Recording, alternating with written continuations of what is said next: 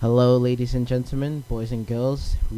Today we have it is JLPC Radio with your co-host me and Joshua Moles, and today we'll be joined with a very special guest. Do you want to introduce yourself quickly? Hello there, everybody. I am Natalie Guess. Yep. She is a YouTube sensation celebrity, and we'll be interviewing her and asking her a couple of questions. So let's get straight into it. So Natalie, for your first question, for the audience, who are you and what do you do? Well, my name is Natalie Guess, and as you said before, I am a YouTuber. I've been doing YouTube for 7 years now, and this includes voice acting, animating, comic dubs, and all that. And because of how long I've been doing it, my success rate has grown, and I'm now what Warrington's own celebrity YouTuber. Oh, that is incredible. So, what inspired you to be a YouTuber? What inspired me was more my story and my backstory, because basically when my parents got divorced, I wasn't really very social with my friends and stuff. I struggled to fit in high school, and I barely had any friends. So I thought I'd do YouTube because I saw it as an opportunity to do something with my free time and make some new friends and stuff like that. So after a while, my YouTube started to grow and grow, and I started to get inspiration from other YouTubers and stuff. One of them being a famous comic dub artist. So I saw that as an opportunity of trying something new, and so that's made me become a comic dub YouTuber. Wow, that is an incredible journey. Very inspiring. So what do you want to do in the future? I either want to make YouTube a full-time career or become a professional voice actress. I am working currently with companies and studios to make different new content and stuff. I have just been on a film set for J1S, which is a movie coming out, so I am going to be in that film. I plan to be in a TV show soon with some actors and stuff, and going up into Wales. So my career, I hope, is either going to be YouTube full-time or being a proper professional actor, I guess. Wow, that is incredible. So when will the J1S be coming out? I have no idea. The filming for it's still going on right now. Okay. However, they will be releasing a release date by the end of the month, I hope. Oh, okay, that's cool. So what has happened so far in your career? I guess loads of things have happened. I've become new friends, new opportunities and stuff. I've had many opportunities to work with good collaboration partners and stuff. My network, Talency, is the one that helps me run my channel, helps me do all sorts. I've had great opportunities thanks to them. I get to do all these movies and these TV shows now, and it's just loads of stuff. I guess my biggest success was when I hit 100,000 subscribers and managed to get that YouTube play button. So it's something that no one in Warrington has gotten before, and I feel very accomplished to be the first one to have it, really. That is incredible. So what is the worst thing you have done? On my YouTube channel, Just in general. I guess with YouTube, it's more trying to be persistent and stuff. So life obviously happens and stuff, and when you promise your fans you're going to upload and then life happens and you don't upload, I guess that's one of the worst things I do, is because I've struggled for upload times and I'm promising things that I can't really keep. So, for your last question from me, are you religious? Am I religious? Not per se. I mean, I'm Christian, so I have been to church, I have been baptized and all that stuff. But I see religion as more a way to connect with God, and personally it's not something that's on my track. However, I do believe in God, I do believe there's something there, but it's just something. I won't go to church every Sunday and stuff like that. I'd like to, be myself. Hallelujah, praise to that. So, I will now be passing on the questions to my co-host Joshua Moles. Right, I'll move the mic there. So, what do you think of Priestley College? I enjoy Priestley College. It's been a really good college, and I really enjoy being here. I did start off at Warrington Collegiate doing media, and I didn't really enjoy it there, being the youngest person. So I then moved to Priestley and studied graphic design, and it's been the best thing I've ever done, and I've got the most amazing friends in the world now. Who is your role model? My role model? I guess my role model is my mum. Matter of fact, she's been through a lot in her life, and I've seen how well she's done. I've seen how great she is with our siblings and stuff like that. And I believe that she's just a great inspiration to me.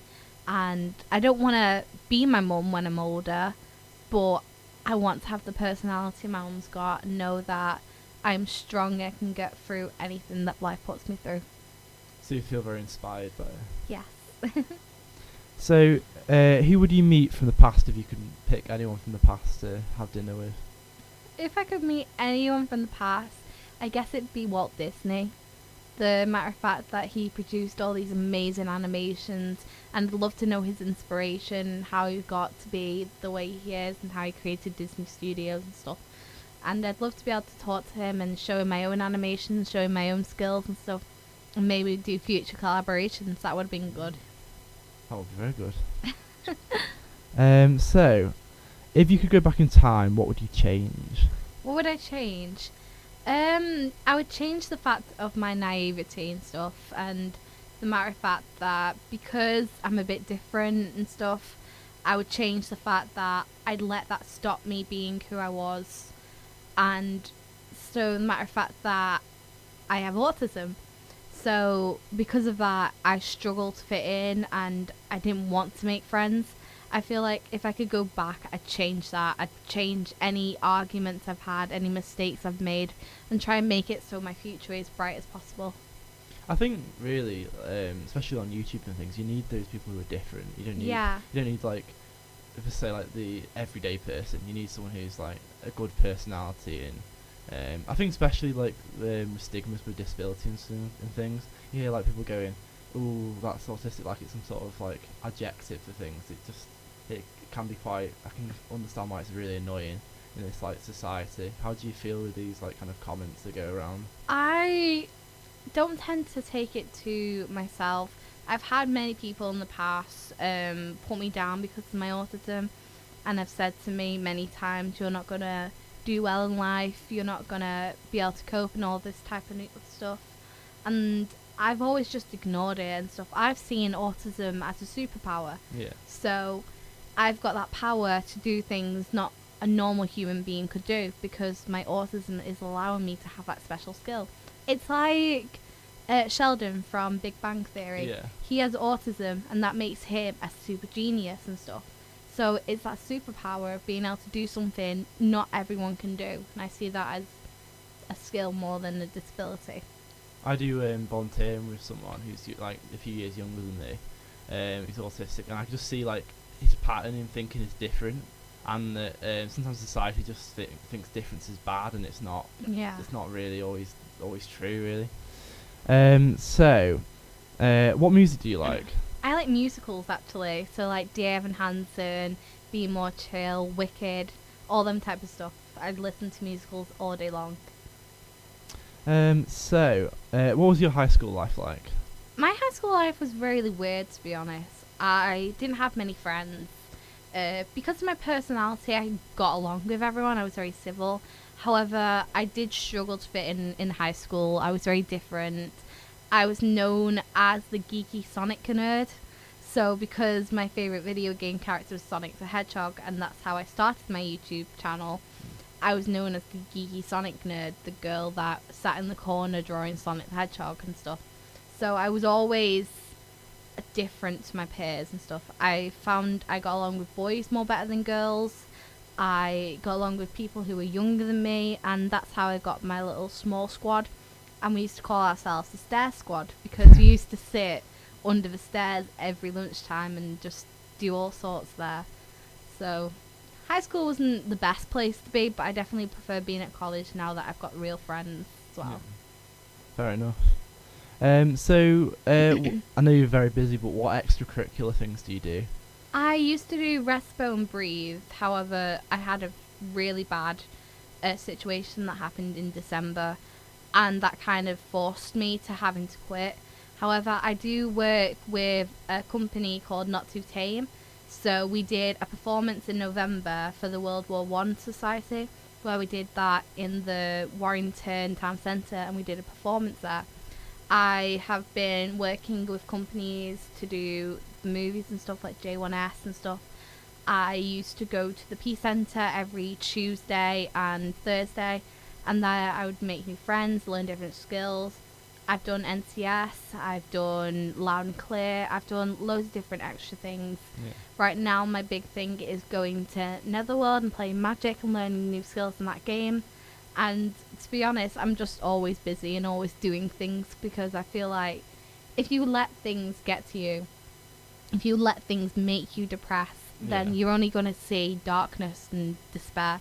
If you allow yourself to be busy and allow yourself to have that bright future, then there's nothing you can't do, and there's nothing that can stop you in your ways. It's very inspirational. Thank you very much for coming in today. It was a pleasure. Even though you've got too many subscribers to even count, would you like to promote your channel? Yeah. Come subscribe to my YouTube channel. It is just Natalie Guest, NATALIEGUEST.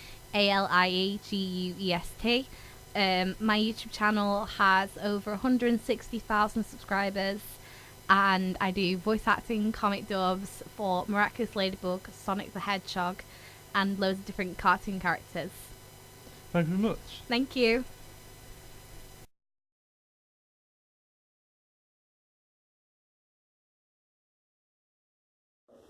She's like 13 reasons why. You think they do more harm than good? Well, I didn't actually watch 13 Reasons Why. Yeah. Which is rare. So I don't know really how that was. Yeah. But from what I've heard about it seems to be very traumatizing. It's very over the top. Yeah. And that situation would be extremely rare, I feel. Yeah. I was hearing like videotapes around for people to find. No, but like that is a pretty rare situation. the amount of things that happen to her in the short space. In the short space of time, and like how exaggerated it was, how dramatic it actually was. Like the scale of it, the large scale of it, I don't think that was that's an accurate portrayal. Like Well, I know what you mean, like the press has said, like I've heard what season 2, spoiler guys. Spoiler warning. But on season 2, I think there's this woman who like gets raped, but they go into like they turn into like it might be a man or I can't remember, but like they turn into this massive psychopath, and it gives it to more like a comic villain instead of like I need help and I need to get through get past it rather than I'm going to be informed. Well, as you said earlier, it's exactly the same thing as they do that for racing. They do that to get more money, not just watching the show. Okay, would you watch a show while someone sat in the NHS waiting to be seen by someone to then be told, you're fine, there's really nothing wrong with you. For them to then go, oh, okay, and drive home half an hour. Credits. Yeah.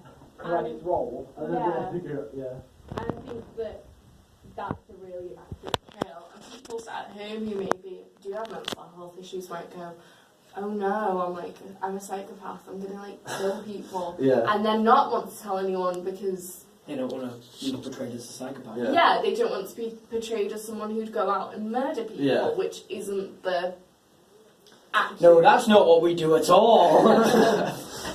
Which isn't accurate. Yeah. So one of my friends called Chelsea. She has heard about people with mental health issues because she wants to go into law, but she also at one point wanted to go into therapy. She heard that people with mental health problems couldn't actually become therapists in under like legislation and things like that. Do you agree with that kind of legislation, or do you feel like it's unfair? No, I don't agree with that. Because I think that if they've overcome that and if they know how to deal with it more, then I think people are going to want to speak to somebody who has had who has had the same issues and they can relate to, and therefore they'd feel more comfortable speaking to them. I know my friends felt more comfortable speaking to each other Yeah. because they were going through the same things. And so if a therapist has kind of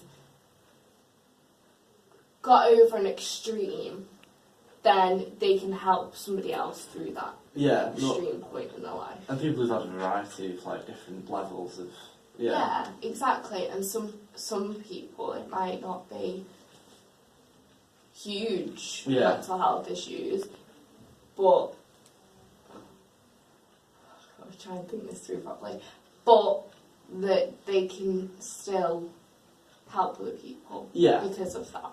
Yeah. So I think the legislation's maybe too broad. Yeah. Maybe needs to be narrowed down. And possibly written by people who haven't gone through mental health problems and issues like that, because they might not understand it fully. And then yeah. So it might be a good idea to get a panel of people together to review it. Yeah. There you go. So in like terms of like mainstream language, like mainstream offensive language, like they're autistic and things like that. Do you feel that like this language should be kind of like reduced down so society's like better for people with disabilities? I think stating the name of the condition or learning disability that somebody has is fine. But to explain somebody's behaviour. Yeah. Because sometimes, I know, I have a very close friend with Down syndrome. Yeah. And he doesn't know his own strength. And therefore, no, it's not.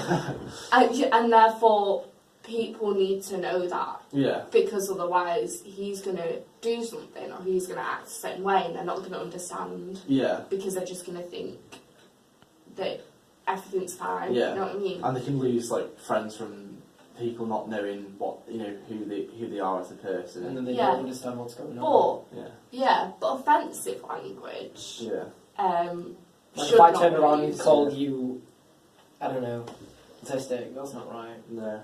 Unless you are autistic. No, if it's being made in like an offensive way or a derogatory way, that's not how you say that word.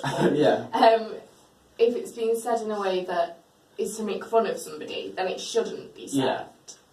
And there are words out there that aren't stating a condition and are just making fun of people and separating people because of something they can't help. Under like the legal system, do you agree with like when people have been like hit and things like that, they're like aggressively, not as like friend, bad, whatever. Yeah. People have the option to press charges. Do you feel like that's wrong, that because they could hurt other people, or do you feel that it's within like society, people's rights to choose whether people get convicted or not? I think it's within people's rights. Yeah. To be able to say, I don't want to go any further with it, it's in the past. Because some people, if they've been hit by someone in the street randomly, like if they've just been assaulted at a club or something, they don't want to have to relive that. Yeah. And other people might want justice for what's happened. Yeah. So I think they should get the choice. I think it's their choice. But say if it's domestic, then I know there's a lot of situations where partners decide not to press charges. In case of word, in case that their partner who's been abusing them gets off and doesn't get convicted, and then comes back and hurts them again. Last night at the performance, the Youth Parliament were talking about having, in the government having 50-50. Do you feel the best way to make sure men and women have, as equal as we can in jobs? I think it's encouraging young kids to maybe go into fields that they haven't traditionally been encouraged to go into, and to show them that you don't just have to play with Barbies, you don't just have to play with trucks, and therefore steer them in a neutral career path so they can choose what they want to do. If someone wants to go into politics, and that's fine, but I think women are discouraged sometimes. Maybe 10 years ago, it was worse than it is now. But there's still progress to be made. So I think it's more we need to encourage our kids to say, well, I don't have to go into beauty if I'm a girl. Yeah. I don't have to go into It's only construction. if you like that thing, rather Yeah. than, oh yeah, I'm a girl, I feel like, and then you get pressured into something else. Yeah, exactly. On a kind of similar note, do you feel that like parents, like mostly GCSEs, not really A levels, do you think they should have like less, should be less, like don't talk to the kids about what their options are in case they like influence them or pressure them into something they don't want to do? It's really interesting, actually. I think that it should be discussed with the parents what the kid wants to do, but that maybe parents should see that it's their children's choice now. Because I know a lot of people in my school were kind of pushed to do different things by their parents, and then didn't do what they wanted to do, or maybe did what they wanted to do but weren't then supported by the parents. And so I think it's more of an issue with the parents' viewpoints, that they just need to put what they want aside and just focus on their kids' feelings. Do you feel like they should, because on the forms, like when I was doing it, it might be different in other colleges and schools, but do you think they should get rid of that like dotted line that the parents have to sign to allow their kids to do GCSE options? Yeah. Definitely. Yeah. I don't think we had one of them at my school. Yeah. But that shouldn't happen, because then if a kid wants to do something and the parent's like, well, no, you're not doing that, so I'm not signing it, then that's taking away the kid's control over their own life. And maybe they don't have a great relationship with their parents. And the school doesn't know about that, or, and then things get skewed and it doesn't go right for the kid. And the kid needs to choose their own options. They need to decide what they're doing with their life, not a parent. Do you feel that labelling in classrooms is wrong, like, for example, like class clown and like that, you're bad and you're good? Yeah, so there's a certain social class, I feel, in high schools. There's the popular kids, there's the weird kids, there's the sort of in the middle. There is. Like how you just, I'm totally against stereotyping. You have the popular kids, the weird kids. But this is how it's sort of divided in. You could just say it is schools. divided into groups, and I understand what you're trying to say. There is the popular kids, there's the nerds, and then there's everyone is in their own respective groups, but they naturally go that way. They're not shunned. I know that. But so you did ask a really weird question. I feel like in year 7, everyone's forced to choose the group that they're in and stick to I the didn't group. choose a group. I was in multiple different groups. I was in the popular group, and I was a nerd. Good for you. Well done. And it did not affect how I was in class. And if you want a kid to know whether they're popular or a nerd or something, you need to let them decide that for themselves. You can't wait for their friends. These kids need to know if they want to be a nerd, they can be a nerd. The only problem with that is that TV shows nowadays show that the nerds are usually the ones who get picked on, and the popular kids usually want to do better in life. No, it's not always the case. No, it's not, and people just need to sort out their views on life before they do the wrong thing. But for me, I was put into a group in year 7 and had to stay in that group. And that was very much how my high school ran. And you didn't move groups. I felt very similar to me. Like, I would say in year 10, 11, I had like a second group that I hung on to as well. But I feel like it's very much like who you first meet and then you kind of there. Yeah, exactly. So I feel like maybe people need to see more that people do change. It's 5 years of high school. People do change, and maybe there's friends that they have in different groups that they also want to hang out with. But I feel like sometimes that's seen as by their other friends as, oh, well, you don't want to hang out with me anymore. It's just having a variety, isn't it? A variety of people. So do you believe that, I'm trying to think what it might be in Switzerland, but like they have like this education system where they have like 3 teachers, one for kids who are struggling and then 2 to like kind of focus on everyone else. Do you believe in that kind of like individualised system rather than like the high school system of like trying to have like one teacher and like getting on with things.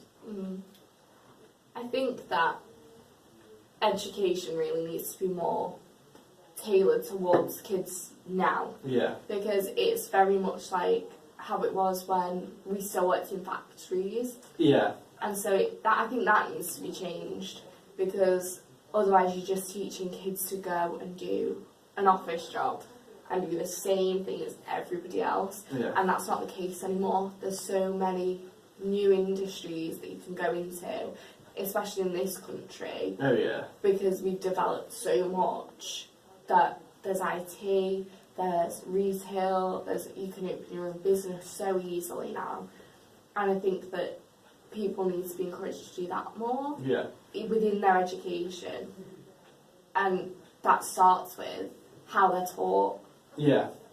It's like there's a really famous picture with, and it's the elephant and the monkey and the fish and all that, and they're told to climb a tree, and that was their exam. Yeah. And not everyone learns the same, and I think that needs to be incorporated into the education system. So do you feel like there should be different classes for different people's like methods of learning?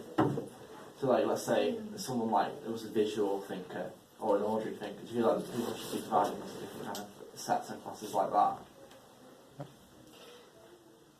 They could be, and that's an interesting idea, but I think that they should still be mixed, because then it's kind of like, it's like in Harry Potter, Gryffindor, Slytherin, Hufflepuff, and Ravenclaw. It's kind of separating the kids and going, well, you're this and you're that. You're good, you're bad. Yeah. You learn this way. I think you should keep kids together, because if you separate kids for how they learn, then they're more likely going to discriminate against each other. Oh, you learn by being visual. That's dumb. That's being less than us learning by writing. Yeah, or reading. Or reading, some people do that. You need to keep them together so that the kids, they learn from each other. Yeah. So they're not constantly just like, oh, I'm a visual leader. Oh, that means I'm different to everyone else. Yeah. The kids need to learn how each other do things. Yeah. So that they can grow up and not be arseholes. Yeah. Like, I felt in maths, I was really bad at maths. I've boxed at maths, and it does make you feel a bit like, oh, that's not nice. But if you were like, if it was like, like maybe less sets or slightly more mixed, we'd feel a bit better about being, in the classroom and things like that. The problem with that is if you mix classes between, bottom set and the second to bottom set, then you've got the problem of the bottom set kids who are now in the class with these kids feel a lot dumber. Yeah. These other kids, at least when they're bottom set, they're all of the same ability. Yeah. Yeah, I think the ability needs to be separated still, just because then the kids who are really good at maths can be challenged, and the kids who maybe struggle with it can learn at their own pace and in their own time. I think with English though, it's slightly more, slightly more flexible. I think in terms of some things, like English is a language. Yeah, some things, but I think in any subject, I think it should be kept, for the same reason as I said with the maths classes. Yeah. So like, if you could meet someone from the past, like, is they alive or dead, who would you meet? Oh dear, that was such a hard question. That is a really hard question.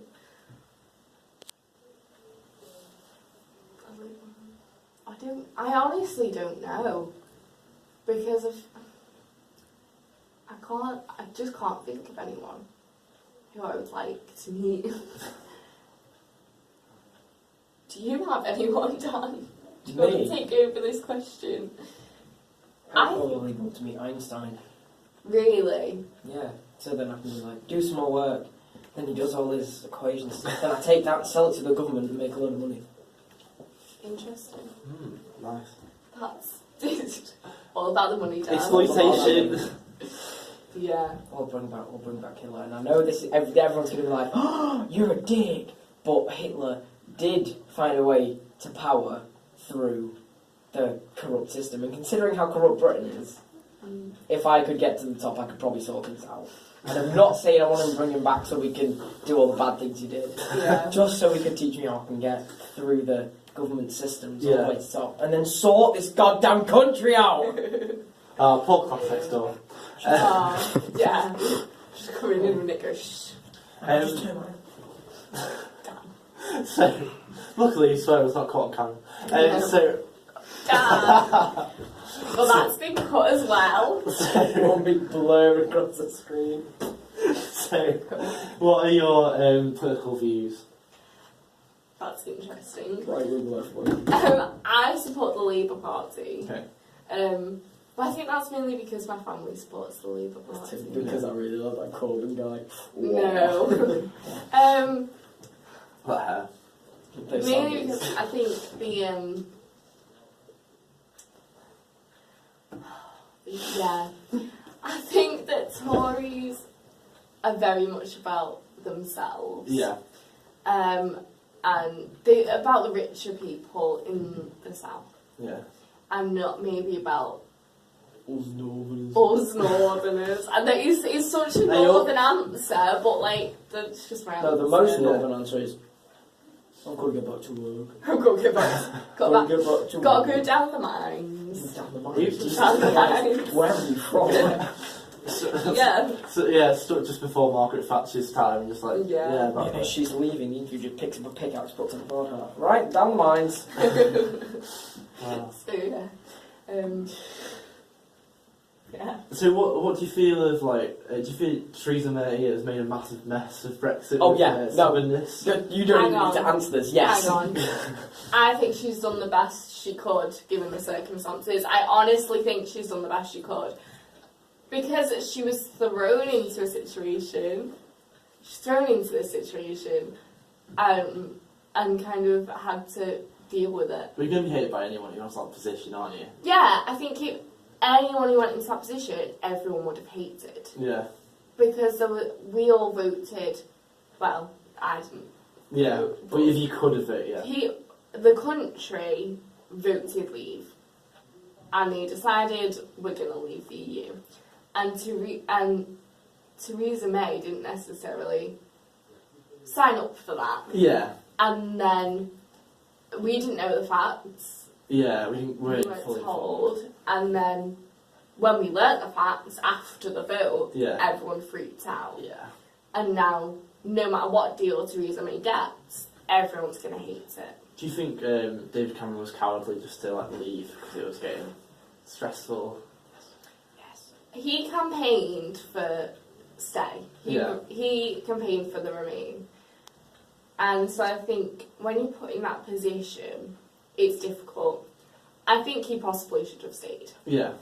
However, if he didn't think he could handle it and support it, then maybe it was the right decision to leave, because otherwise he might not have got the best deal, because he was distracted by this fact that he couldn't leave, that he couldn't stay. There you go. Oh my god. You've been doing this for about an hour. I was... What is it, a few minutes before lesson? We got to, about 10 minutes, we're good. Okay, cool. One more question. Fun. I'll give you a few more questions. Right, so if you could press a button and start the Launch 1,000 nukes at Germany, would you? World War III! That was my next question. No, so if you could have like a stay or, if you could like press a button and have a stay or leave vote again, because it was like some people would consider it unfair, would you press that button? Yeah. Yeah. Because I think we would choose to stay. But I'm not sure if it's the best option to actually have one. Yeah. Just because I feel like the EU would then see us as a really weak country. And then have a meltdown. Yeah. Yeah. Exactly. Or they might just go, we can't just have another vote. Yeah. So. Just close on the curtain and just be like, not off topic to it. Yeah, and then even if we tried to negotiate a deal, they'd be like, no, we get what we want. So yeah. Do you agree with like the current like voting system at the moment, like, or do you think it should be reformed and changed? Like they're having a ballot and just putting like and just like how like you're right, it wasn't great in Weimar Germany, but proportional representation might work if there's like no future dictators. What's your kind of idea on like how we should like vote and how people should just like make decisions? I think it's very much a war on other politicians when a general election comes around. Yeah. Because I just feel like everyone's like arguing with each other constantly. Yeah. And they don't really like. They just trash each other and they don't see the good things. Don't get anything done. Yeah. Yeah, we don't really learn anything about them. Yeah. We just learn it from whoever's opposing them. You know what I mean? What do you think of Donald Trump as a person? As a person, Yeah. he's a horrible person. Yeah. No, love the hair, love the talent, great guy. No, he is just a horrible Just person, that. full stop. Yeah. That's it. Yeah. Yeah, get rid of him. What did you think of NCS? Because you went on NCS. Oh, NCS was like one of the best things I've ever done. It was really fun. Anyone who's thinking of doing it, absolutely do it. Yeah, do it, guys. Hashtag Absolutely. NCS promotion. And Are we going to get sponsored? No. aww. I don't know. Might bribe them. Maybe do that. Give us the Money. fuck. Ah. I was gonna Give us a fuck. Give us a fuck. Give us a fuck. Oh dear. There's going to be a lot of censorship in this one. It is, and it's your fault. Fuck, shit, cunt. There you go. Oh, please. That's definitely Kean's got his work cut out for him. Yeah, it was just really fun, NCS. Yeah. Just do it. How would you like? Again, if you could do a Trivago review, how would you review it? Trivago review. Yeah. 4 stars because we had to sleep in freezing cold tents. Yeah, that wasn't great. Yeah. I lost some trainers that week. That wasn't good. Too. Yeah. But they fixed that now, so it should be 5 stars. Yeah. now. With the feedback was given. Yeah, well, it's for me 4 stars, but next year whoever goes, well, it should be 5 stars. Yeah. Because they went out to sleep in a freezing cold tent. Aww. It was freezing. Yeah. What's it called? Top class glamping right there. It was not glamorous. Oh yeah. Just on a general question, did you hear about the cleaners and the food thing? No. No. What? There's a university week at NCS, and it was found out that the cleaners stole food from the university. Really? Yeah. Yeah. No comment. Stole No, food. yeah. I don't have enough money. I don't have enough information. Yeah. You were about to say I don't have enough money to deal with it. I don't have enough money to lie. Well, this solves the problem. You just put it across the, Final question. This is the last question. Thank you for controlling my interview, but yeah, go ahead. How was your Valentine's Day, man? My Valentine's Day. That's all the time we have for this interview. My Valentine's Day has been really good because me and my friend Caits who decided we'd give each other gifts for Valentine's Day. Because they're lesbians. No, okay. Just put it out there. And because she made me these hot caramel chocolates. Aw. Really nice. I saw them. They were really nice. They They were were really nice. powerful. I was talking. Yeah. Yeah, I was talking to someone in I was in a sociology class, and she's like, Valentine's Day. Valentine's Day. Yeah. Yeah, Yeah. that sounds like what I just did. Oh yeah. Before we go, The final question. The final question. We need to promote your podcast. Oh, yeah. What's it called again? Oh, That's great. I haven't worked on it for about a week. Really good promotion stuff. In March. Maybe the end of March. Maybe I'm a bit starting- later. Yeah. Whenever I can be bothered. Because I'm moving house. I'm going to start a podcast called Oh My God Musical Talks. And I'm going to be talking about all things musical theatre. And it should be really fun. Sounds good. Where can I find it? You can find it on any podcast streaming, wherever you listen to your podcasts, and on YouTube. Wherever this podcast is, it's probably going to be there too. Yeah, Yes. yeah, exactly. Say the name again. Oh My God, Musical Talks. Oh, I didn't hear that name before. Thank you for saying it. Go check it out, Yeah. peeps. Oh My God is in the song from Legally Blonde. Oh my god. Oh my gosh, you guys. Yeah. Right. Right. Well, I'm starting this thing. I did this with Josh Starr. one word to summarise, not to summarise the interview, just like any random word you want to say. So, Dan. Penis. Insane. Insane penis. Okay, well, next, what word do you want to say? Educational. Alright. Get your education, kids. Bye, guys. Vaginas. Bye.